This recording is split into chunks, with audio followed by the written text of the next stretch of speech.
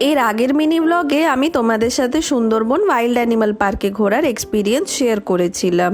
এরপর আমরা বোটে ফিরে এলাম। তো যেহেতু লাঞ্চ টাইম হয়ে গেছিল, তাই আমাদেরকে গরম গরম লাঞ্চ সার্ভ করা হলো। লাঞ্চে দিয়েছিল ভাত, ডাল, ঝুরি আলু ভাজা, পেঁয়াজ, লেবু আর একটা মিক্স ভেজ। এরপর দিয়েছিল 2 রকমের মাছ, তার মধ্যে আমি কাতলা কালিয়া খেয়েছিলাম, আর আরেকটা ছিল সর্ষে পাবদা। শেষ পাতে দিয়েছিল চাটনি আর পাঁপড়। সুন্দরবনে ঘোরার থেকে বেশি আমার মনে হয় যারা খাদ্য রসিক তারা অবশ্যই সুন্দরবন আসতে পারো। এছাড়া আমার এমনি ঘুরতে ভালো লাগছিল, কিন্তু সারাদিন বোটে বসে বসে জল আর জঙ্গল দেখতে দেখতে বোর হয়ে গেছিলাম। এরপর আমাদেরকে ইভিনিং টি দিয়েছিল, আর সানসেট দেখতে দেখতে চায়ের আনন্দ নিচ্ছিলাম। তারপর আমরা আবার পাখিরালয়তে ব্যাক করলাম, যেখানে আমাদের স্টে ছিল। সন্ধেবেলা আবারও ঝুমুর নাচের আয়োজন করা হয়েছিল, যেটা আমি নেক্সট মিনি ব্লগে শেয়ার করব। So stay tune and please don't forget to subscribe my channel.